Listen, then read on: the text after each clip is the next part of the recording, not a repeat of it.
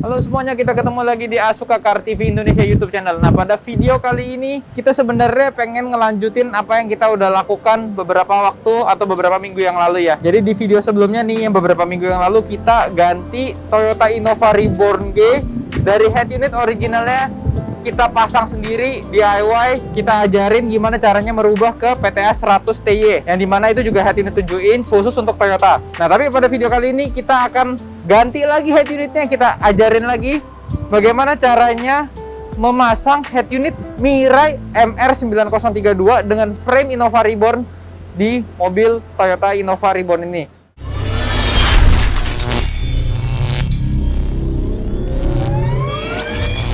Nah, jadi ini adalah unitnya ya, Mirai, ukurannya 9 inci, sudah Android, tipenya MR9032. Kenapa ganti head unit Mirai MR9032? Ya, yang pertama ini layar lebih besar, ya 9 inci. Yang kedua, ini kalau buat teman-teman yang masih pakai head unit originalnya dari Toyota Innova, bisa kita ganti dengan head unit yang layarnya 9 inci ini menggunakan frame. Framenya ini sendiri sudah frame Innova Reborn, jadi sudah termasuk juga soket Toyotanya sama, dan ini adalah plug and play. Ya, kalau penasaran, kita akan ngajarin hari ini gimana caranya melakukan pemasangan itu sendiri ya. Jadi DIY lagi, tutorial kita ajarin bagaimana caranya melakukan pemasangan MR9032 ini dan menggunakan frame yang berukuran layar besar ya. Jadi ini framenya sendiri juga sudah ukurannya 9 inci dan ini bisa dilihat soketnya semua juga sudah plug and play ya. Let's go.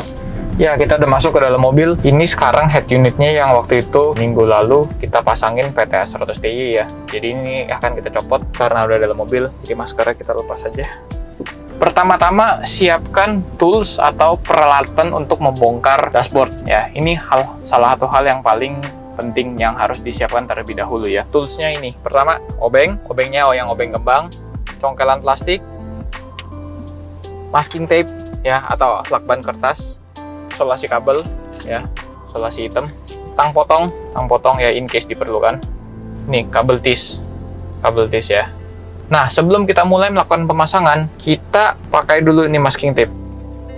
Masking tape ini gunanya adalah untuk menjaga supaya dashboardnya ketika dicongkel itu tidak baret atau tidak berbekas ya. Jadi menjadi pelindung supaya bisa cover di bagian yang kita mau bongkar.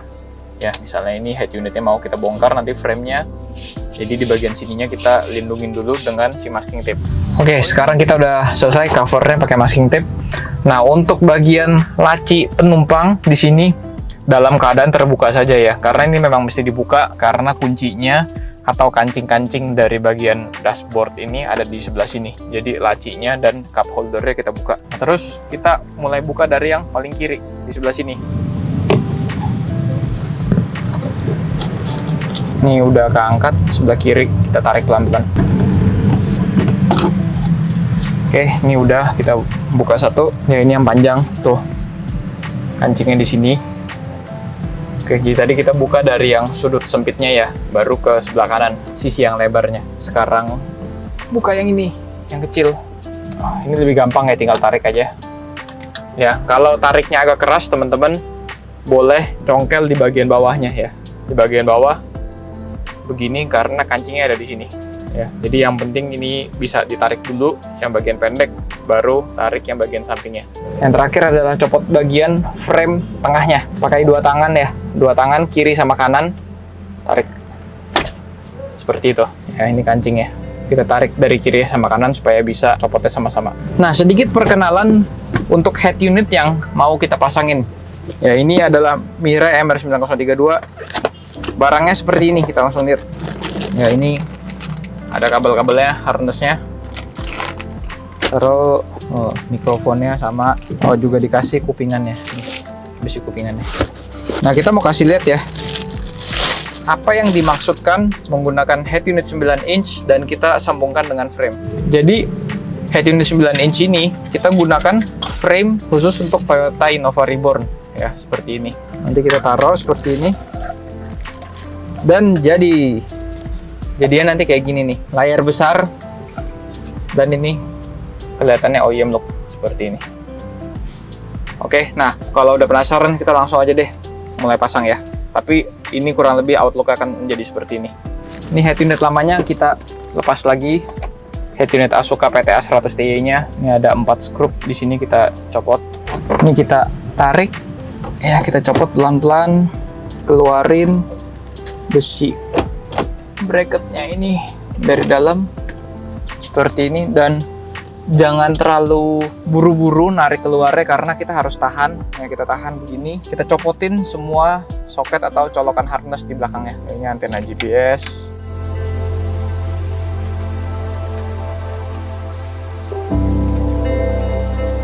Ya, ini udah copot head unitnya. Head unit yang PTA 100 Ti ya. Ini ukurannya 7 in seperti ini. Kita taruh dulu di samping ya.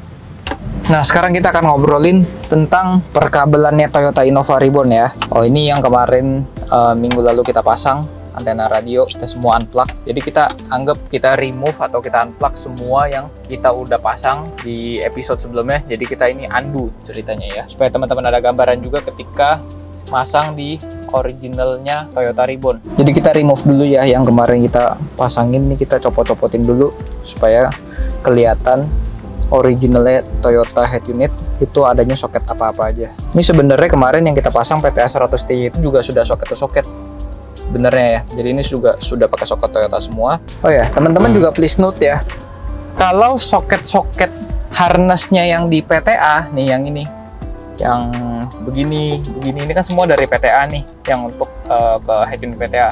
Ini berbeda ya sama soket-soket yang untuk head unit Mirai yang MR9032 ini ya. Head unit Mirai MR9032 ini samanya tuh sama head unit MR1032 itu sama. Nah, ini udah di remove semua yang kita pasang-pasangin yang dari head unit PTA 100 Ti. Nah, tapi kita mau kasih lihat nih ya, saya mau kasih lihat untuk soket originalnya Toyota head unit yang sebelumnya nih, yang keluaran pabrik TPM. Itu tuh sebelumnya tuh ada berapa soket nih? 1, 2, 3, 4, 5. 5 pasang lah. Ini bisa dilihat ya, yang soketnya ada warna hijaunya ini memang yang dari mobil nih. Nah, dari kelima soket ini sekarang kita mau ngajarin gimana caranya sambungin ke head unit Mirai 9032. Sebelum masuk ke sana lagi, kita akan bahas apa yang ada di dalam plastik ini ya. Jadi kita akan lihat isi kabel apa aja yang ada di dalam plastik ini. Ini ada harness. Ya, yang ini harnessnya harness universal. Ini kita nggak akan pakai ya, karena ini harness yang kita pakai kalau pasang di mobil yang lain yang bukan Toyota. Tapi karena kita sudah punya harness yang Toyota, nih kita sudah punya harness yang Toyota, maka kita nggak akan pakai harness yang universal. Nah, terus ini ada kabel USB. Ya, ini untuk yang USB port. Ya, ini yang 4 pin. Biasanya kabel USB-nya ada 2. Jadi ada satu 4 pin, satu 6 pin. Nah, ini yang USB satu lagi yang soketnya 6 pin. Sama ya tuh ya. Sama-sama USB. Oke, jadi ini nanti akan sambung masuk ke sini, ke belakangnya head unit di sini. Oke, ini adalah konektor untuk TV digital ya. Jadi kalau teman-teman pasang Mirai 9032 mau dipakein TV digitalnya Asuka yang tipe ARA-C3T2 itu menggunakan konektor ini. Ya tuh, ini bisa dilihat. Ini udah dapet di semua head unit Mirai MR9032. Ada tulisannya DTV ya, Digital TV. Ini audio TV-nya, TV left, TV right ya, dan ini untuk powernya si digital TV. Apa lagi? Oh, ini adalah untuk video dan audio outputnya dan aux inputnya dari si head unit Mirai 9032. Ini ada video in, video out, aux input, dan ada lagi GPS, tapi GPS-nya harusnya sama dengan yang sudah kita pasangin di PTA 100 Ti ya. Jadi kita pakai yang itu aja, yang ini kita nggak akan copot. Oh, ini, dan ini ada yang terakhir adalah untuk ke kamera mundur ya. Ini soket yang ke kamera mundur yang ini, yang 10 pin.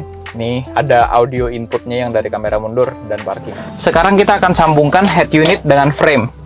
Ya, ini juga penting untuk dilakukan dengan cara begini. Ini head unit ke frame, kita ambil baut yang sudah, ini skrup yang sudah disiapkan di dalam frame-nya ya. Kita ambil, kita skrup ke sini. Ya, ini kita udah skrup ke 4 titik nih ya. 4 titik di sini. Ya, ini dari head unit ke frame ke head unit. Oke, sekarang langsung kita sambungin ya soket-soketnya. Yang tadi udah kita siapin, yang ini, yang soket Toyota.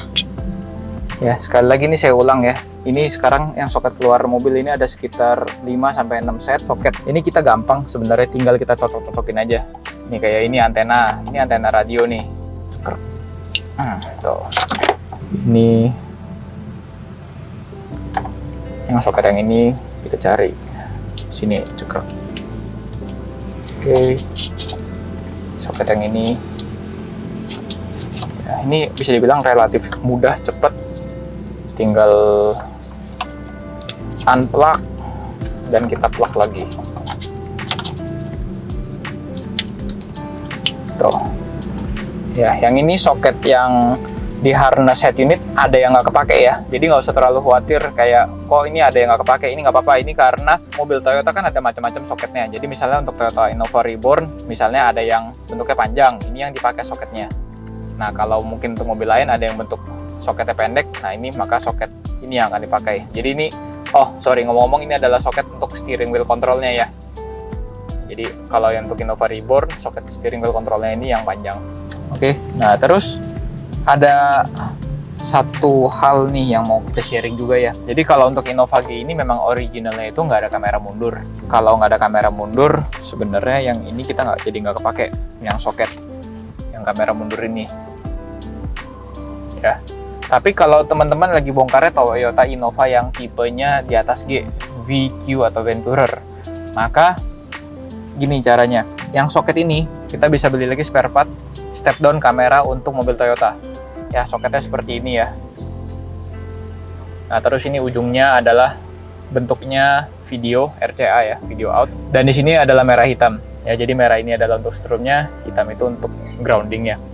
Ya, ini kalau untuk di Toyota Innova yang VQ dan Venturer, beli yang ini dimasukin ke sini ya.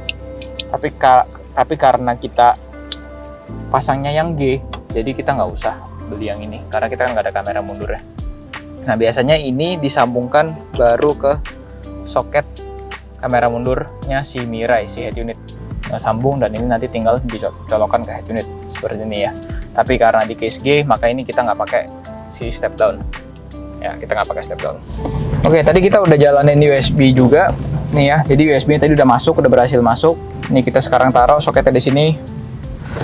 Oke, berikutnya kita akan ngomongin untuk soket GPS-nya ya. Jadi ini GPS-nya karena kita juga udah pasang minggu lalu. Jadi ini udah ada soketnya di sini untuk colokan ke GPS-nya yang di head unit.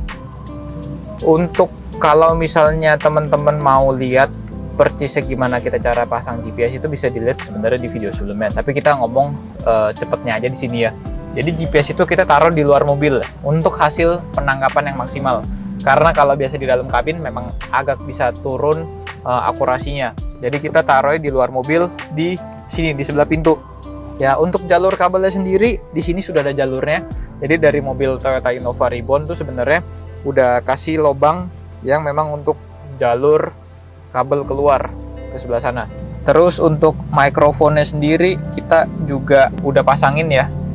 Kita mikrofonnya taruh di atas setir. Untuk pemasangannya juga bisa dilihat di video sebelumnya, tapi kita pada dasarnya kita jalanin lewat sebelah kanan setir, melalui bawah setir, kolong setir untuk naik ke dalam dashboard ke belakang head unit. Di sini kita cari pakai soket yang tadi audio dan aux input. Yang ini. Ya, kita tempel di sini. Oke, kita klik satu renceng seperti ini ya. Nah, ini teman-teman kalau ada pasang speaker atau pasang amplifier atau pasang aftermarket audio dan sound system, ini semua pakainya di sini nih. Di sini sudah kita pasang juga ya untuk antena wifi-nya. Di sini antena wifi-nya udah kita pasang. Biasanya jadi waktu beli head unit ini memang biasa antena wifi ini udah nempel di sini. Tapi in case buat informasi aja kita kasih tahu kalau ini untuk wifi. Oke, sekarang kita tinggal sambung-sambungin aja. Nih, ini antena radio. Ya, antena radionya ini kalau di sini udah nyambung jadi satu sama si harness utama sama main harness. Colok sini, ini udah gampang ya. Kita tinggal pasang-pasangin aja. Ini untuk antena GPS. Ini untuk yang aux input. Dan ini yang untuk USB di bawah sini. Nih, ini penampakannya nih. Penampakan untuk soket-soket yang sudah terpasang. Ya, ini masih ada beberapa yang belum kita pasang, tapi kita juga akan kasih tahu ya masing-masing soket itu apa aja. Ini adalah soket yang untuk kamera mundurnya ya. Dan ini adalah soket untuk TV digital. Ya, jadi TV digital itu di yang port sini. Tapi di hari ini kita nggak akan sambungin TV digitalnya. Ada pertanyaan mungkin, kenapa kan di PTS 100TY udah pasang TV digital? Kenapa di Mirai 9032 ini kita nggak pasangin TV digitalnya aja? Kenapa kita nggak sambungin? Kalau TV tuner yang kita pasang di PTA 100TY itu kan sudah bawaannya si head unit PTA series ya. Ini juga berlaku untuk PTA yang lain, PTA 100, PTA 310, PTA 309. Nah, TV tuner yang kita pasang di PTA itu memiliki voltase yang berbeda dengan TV tuner yang kita harusnya pasangkan dengan si Mirai 9032 ini.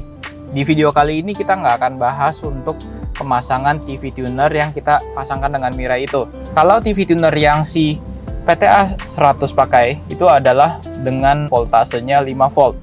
Sedangkan untuk TV tuner yang kita pakai dengan si Mirai atau si head unit lain itu adalah TV tuner yang bervoltasenya sudah 12 volt. Itu paling gampang, paling kasat mata kita bisa lihat dari warnanya saja. Biasanya yang dipasang dengan si PTA 100 atau PTA 310 itu TV tunernya warnanya silver, tapi yang dipasangin dengan si Mirai MR9032 ini adalah TV tunernya tipenya Asuka ARA C3T2 yang casingnya berwarna hitam. Ya, itu kalau kita sudah pakai TV tuner itu kita sudah ada kabel konektornya, yang dimana kabel konektornya itu nanti akan dipasangkan langsung bersambungan dengan ini, video audio input dan setrumnya.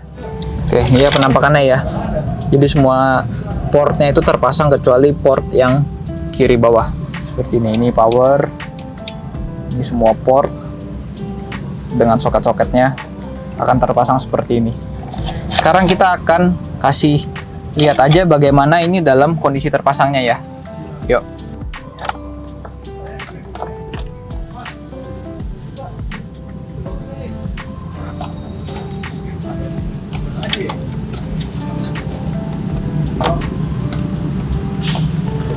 Sekali lagi saya ingatkan ya, ini perhatian buat teman-teman semua yang lagi nonton. Ketika melakukan pemasangan soket ataupun kabel, pastikan mesin dan kelistrikan semuanya dalam keadaan mati. Ini untuk membantu menjaga si head unit supaya tidak terjadi konslet dalam. Dan sekarang sebelum kita pasang kembali semuanya si head unit, kita akan lakukan uji coba terlebih dahulu. Jadi kita nyalakan mesinnya, nyalakan listriknya, lalu kita akan coba ke head unit ini. Lalu kita akan coba head unit ini apakah semua fungsinya berfungsi dengan baik dan normal. Nah, ini udah nyala. Tuh. Oke, ini head unit Mirai MR9032-nya ya. Ini ya, kita tes. Oke, touchscreen semua berfungsi ya. Kalau ada yang penasaran sama sistemnya si MR9032 ini bisa dilihat di sini nih. Ini bisa dilihat Android versionnya 10, ini 4 core ya, quad core, ROM 32, RAM-nya 2 GB.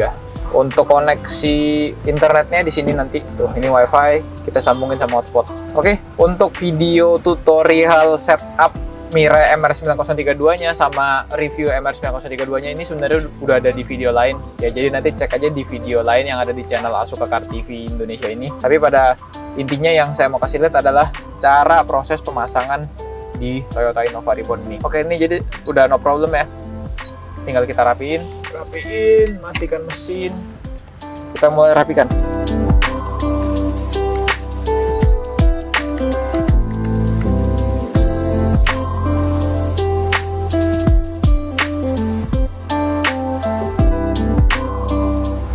Oke, jadi pemasangan di Toyota Innova Reborn ini head unit Mirai MR9032 yang berlayar 9 in udah selesai, dan ini kita bisa lihat ya hasil pemasangannya juga.